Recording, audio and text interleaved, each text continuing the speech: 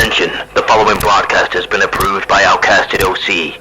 Viewer discretion is advised. Incoming transmission in 5, 4, 3, 2, 1. Hey everybody and welcome to this week's Friday Night Smackdown review. You are here with Just G as always.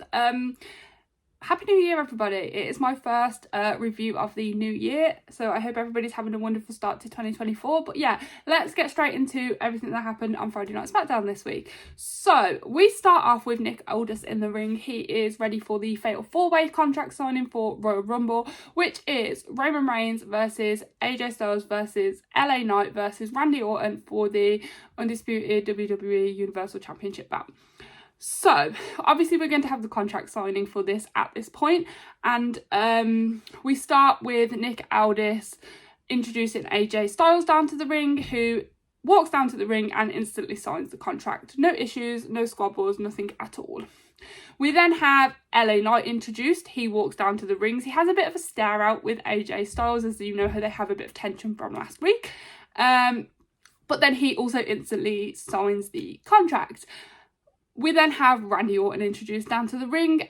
He hesitates for a second and kind of stares at the other two, AJ and LA Knight, but then he signs the contract as well. So we have 3 out of 4 participants that have signed the contract. No squabbles, nothing's happened yet. It was really easy, really simple.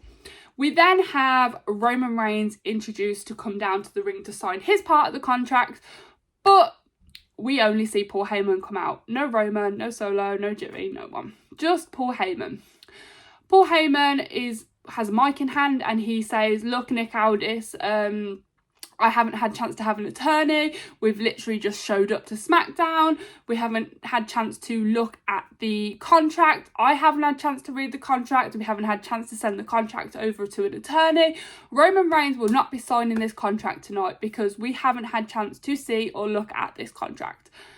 And Nick Aldis kind of like, as Paul Heyman's walking off, he's like, that's fine, Paul. That's absolutely fine. Roman doesn't have to sign this contract. I will just make this contract a triple threat for the vacant undisputed WWE Universal Championship. And I'm just like, whoa. Nick Aldis, would you actually do that? Because that would be freaking wild. Absolutely wild if they just vacated the title off Roman. Oh my God. Anyway, Paul Heyman then walks up to the ring to speak to Nick Aldis, and he's like talking nice to Nick. He's like, you're mediocre work, and he's trying to be nice and butter him up, but like in a mean kind of way. And he's like, you're like rip off Paul Heyman's suit and things like that. And then he goes on to like, Nick Aldis is about to say something, and then Paul Heyman's like, but this should be a one-on-one. Roman shouldn't be having to do a fatal 4-way match. It should be 1 versus 1 for the undisputed WWE Universal Championship. And then LA Knight pipes up. LA Knight is like, he talks about his opportunity that he had taken away from him at Crown Jewel because his stupid cousin interrupted and made him lose the match. And he's like, this should be my rematch. This should be me versus Roman only. And then Randy got involved and AJ Styles got involved. And now you've taken away my rematch opportunity. AJ Styles then jumps in and he's like, the bloodline tried to end me. They're the reason I ended up out on injury for so long. This should be my turn to be facing Roman for the fact that they tried to take me out, full stop. AJ punches LA Knight out of the ring, and then they're going at it down the ramp, like literally going at it, the pair of them, LA Knight and AJ Styles. Nick Aldis goes down to pull them apart, and then loads of like refs and officials come out and they're trying to pull them apart. It then ends up with AJ Styles and LA Knight exiting the entire arena with all the officials still going at it, whatever they're doing. Randy Orton then walks over to Paul Heyman, who's still stood ringside. He twists Paul Heyman's tie around his finger and pulls him in. And he's like, I'm going to beat Solo in the ring tonight. I'm going to beat the hell out of Solo in the ring tonight. 1, 2, 3, win. Then I'm going to introduce Roman to the most powerful 3 letters in wrestling. He goes in closer and he's like, R-K-O. Oh my god, the chills that went down me when he said that was like phenomenal. He like untwists his tie, straightens Paul Heyman's suit, rubs his hair, and it was so funny because Paul Heyman's just like the entire time and walks off. So then Randy walks off, and that's the end of the opening segment of SmackDown. So we then move on to we have a three-way tag match between the LWO and Santos. So we are greeted by Carlito, Joaquin Wilde, Cruz del Toro and Zelina Vega joins them, and they are going against Santos Escobar, Humberto and Angel in a three-way tag match. Okay, so it starts with Carlito in the ring, and the other side are still stood. We don't quite know who is going first. It is Angel. He comes in from behind Carlito and goes for a hit on the back of the knee where he couldn't see because Carlito wasn't sure who was starting. And then they go at it for a little bit, and then Cruz del Toro is very quickly tagged in from Carlito. The connection between Cruz del Toro and Joaquin Wilde is absolutely phenomenal. Like, they are so smooth with their moves. You can see it's very thought out. Like, everything connects so well between the pair. We then end with a double gorilla press onto Joaquin Wilde. He's then thrown onto Santos's knee during that gorilla press from the other two. There is a lot of back and forth between the four men in this match, Humberto, Angel, Cruz and Joaquin Wilde. That those four are really putting in the work in this match, whereas Santos and Carlito are kind of trying to stay out of each other's ways. Like, if Carlito's tagged in, they won't tag Santos in. If Santos gets tagged in, Carlito gets tagged in, but Santos then tags himself back out. And it's like, Santos doesn't want to be anywhere near Carlito because he knows Carlito wants Santos. But yeah, there's a lot of back and forth between the other four men. Carlitos does go in for a pin, but Santos does break that pin, and then there's a bit more back and forth. Humberto goes in for a pin on Carlito, but Cruz del Toro breaks that pin. Eventually, Santos is tagged in, but Carlito does not see Santos get tagged in. So he's still going after Joaquin or Cruz, whichever one was in the ring at the moment. Santos jumps in the ring while Carlito is looking away from him, rolls him up from behind. 1, 2, 3. Santo wins the match. And they kind of just run off then, and nothing really happens. Okay, so the next segment of SmackDown, we have a Pretty Deadly versus Butch and Tyler Bate. So it starts with Pretty Deadly talking backstage with Kayla Braxton about, have they studied, are they ready for this match? Because they didn't know Tyler Bate when they had the match last time. So they were like, we've took our time, we've studied Butch, we've studied Tyler Bate, and we're ready for this match. We're ready for whatever they're going to bring to us. So they make their entrance, Pretty Deadly do. Then Tyler Bate makes his entrance. Then Butch makes his entrance, but not as Butch. We welcome back Pete Dunne to Friday Night SmackDown. Oh my god, me and Ross literally went, oh my god! And literally screamed at the top of our lungs because we were like, Pete Dunne's back! Pete Dunne's back! Ah! And it's exciting for us because Pete Dunne is from our hometown. Me and Ross are both from Birmingham, UK, which is where Pete Dunne is from. So it's super exciting that he is back. Original, entrance music. BRUSIERWEIGHT is back, and I'm so excited. Anyway, so we have Pretty Deadly versus Pete Dunne and Tyler Bate. I'm not sure what the future holds for the Brawling Brutes now, considering Sheamus is injured, Butch is gone, and Ridge Holland has gone back to NXT. So we'll see where that comes to in the future. But anyway, on to the match. We start with Pete Dunne and Kit in the ring. Pete is really pushing him down into the ground. He's got his foot on his head. He's trying to get his fingers, but Kit's got his hand like this, so Pete can't get into his fingers. Tyler Bate is then tagged in. Tyler Bate ends up stuck between Pretty Deadly tagging in and out. He's stuck over their side of the ring, and Elton and Kit are tagging in and out, and he doesn't get a chance to move away at all to tag Pete back in. I keep going to call him Butch, but I'm like, no, I can't call him Butch now because he's Pete Dunne. You get so used to one person, and then when they change back, you just forget.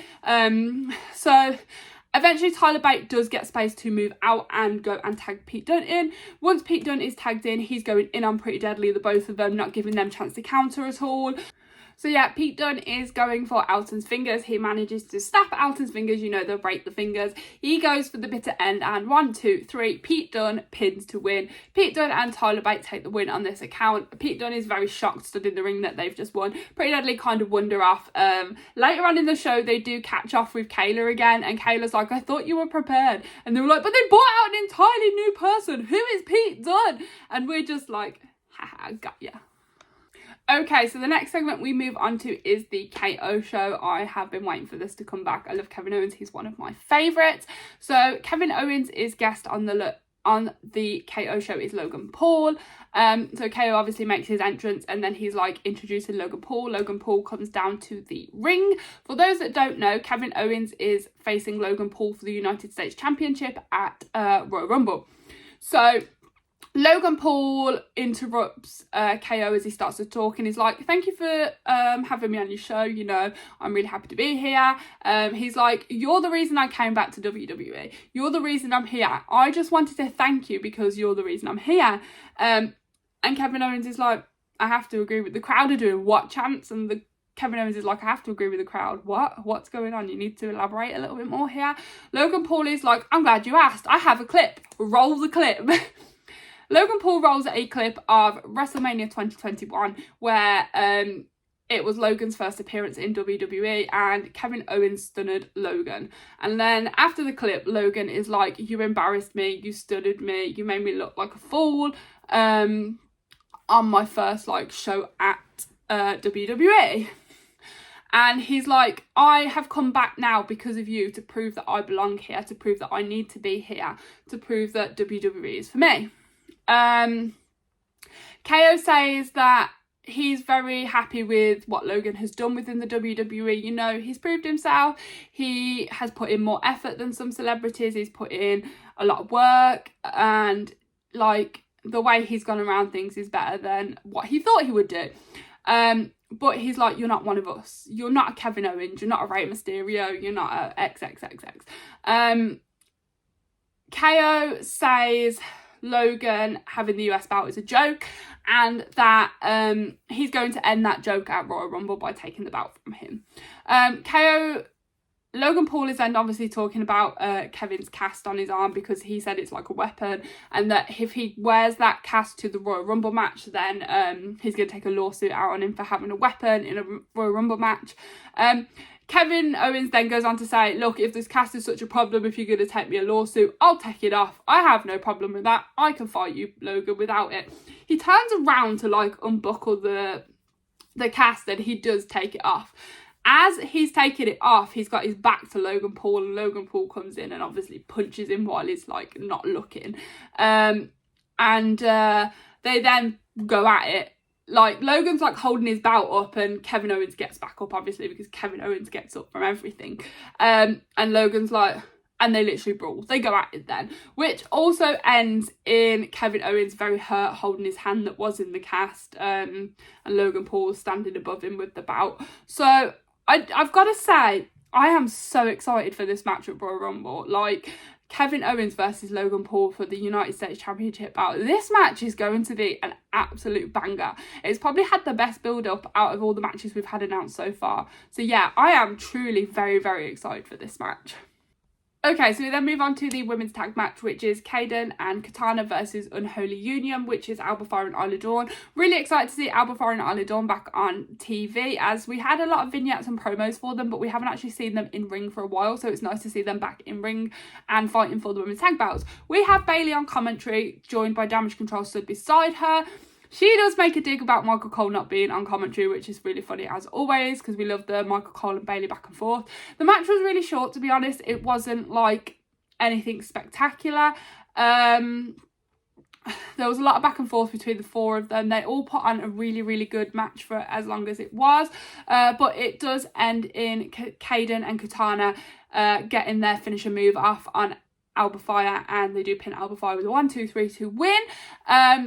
Alba Fyre and Isla Dawn disappear quite quickly, and we have Kaden and Katana stood in ring. Bayley's like to Asuka and Kairi Sane, who are the Kabuki Warriors. She's like, go show them what real tag champs look like. And they take up the belts to them, and like Asuka and Kairi are stood there with the belts, like showing them off, like these should be on us, but they do hand them over and have their little moment. Damage Control completely disappear then, but we have Bayley left. She jumps in ring and she's pointing out a girl's sign that says Damage Control sucks, or boo to Damage Control, or something like that. And she's like, this is why we're not going to defend for any bouts in, I think they were in Atlanta, Georgia. This is why we're going to get out of here before we defend or do anything, because of the little girl with the sign like that. Then out of nowhere, literally out of nowhere, Bianca's music hits. Bianca makes her way down to the ring. Bianca KODs Bayley. Then Bianca disappears. Says nothing. Absolutely nothing. She just KODs Bayley and disappears. I feel like this was the most unnecessary thing that had to happen. Like, why did they need to do that? It's like unnecessary. Like, why does Bianca need to be involved? I understand that they're both announced for the Royal Rumble, Bayley and Bianca. But nothing was said. She came down, she KO'd Bayley, she disappeared. It was just completely unnecessary to me. Okay, so we move on to the next segment of this evening, which was AJ Styles versus LA Knight. Obviously, we know AJ Styles went to Nick Aldis and asked for this match, so here's the reason why we are having this match, which is pretty cool. I'm excited. It's all building up story for the Royal Rumble Fatal 4-Way anyway. So, yeah. So we start with LA Knight and AJ Styles in the ring. LA Knight is very much in control for the first portion of the match. He's constant punches to AJ Styles, sorry. It's really confusing saying AJ and LA. I'm going to get them mixed up so many times. But anyway, so LA Knight is in control for the first portion of the match. He's constant punches to AJ Styles. He throws AJ Styles into the turnbuckle, where he like slides and smashes his head off the bottom turnbuckle, which looked really painful. He gets back up. LA goes a bit more at it, but then AJ manages to counter and turn the match around, and he then has a bit of control over LA Knight, and he's constantly punching LA Knight, keep going for it. Eventually, the pair of them end up out of the ring, where we have LA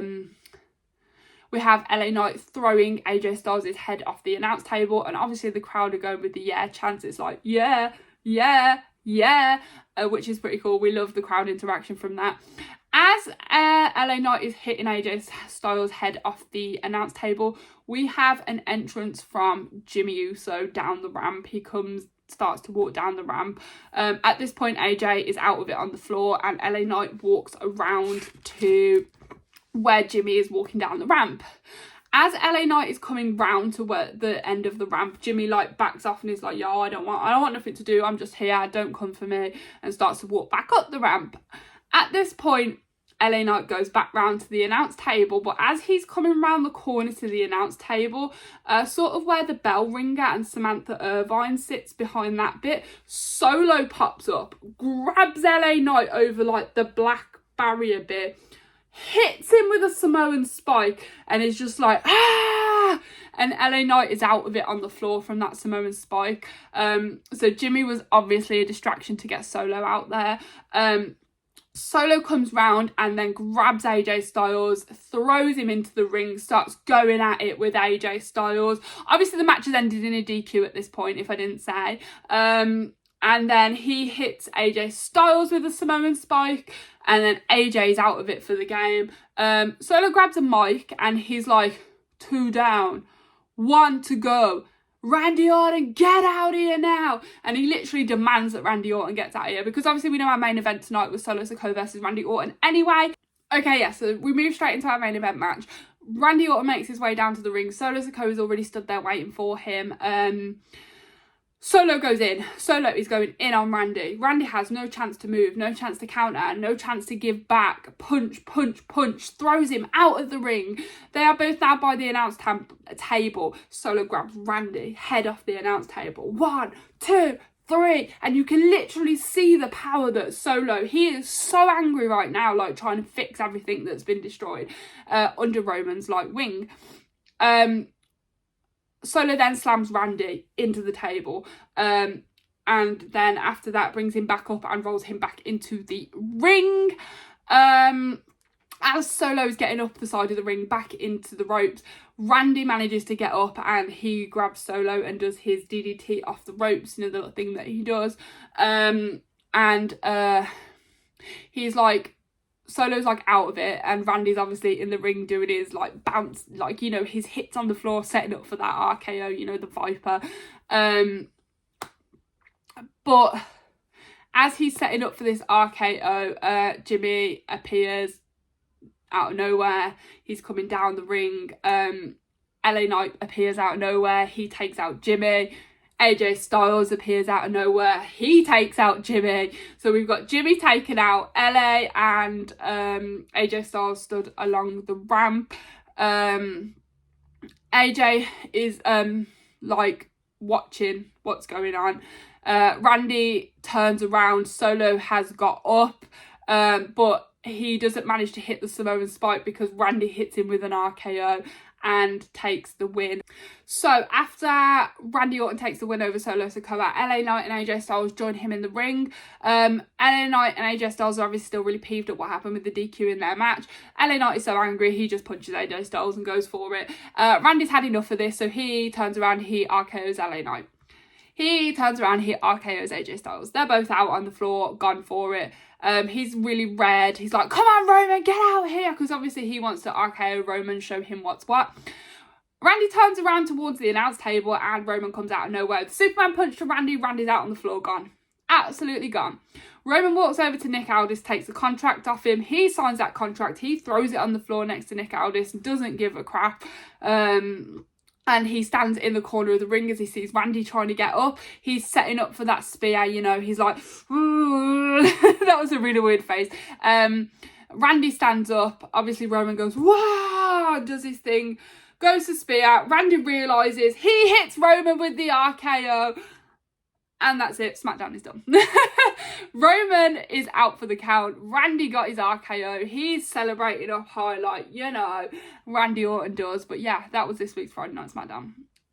Exciting. The build up to Rumble is obviously in the next week. We will see obviously loads more. I am very, very excited. We haven't had any Royal Rumble qualification matches because I think they're going to keep most of it a secret. We only have 4 women announced for the Women's Royal Rumble so far.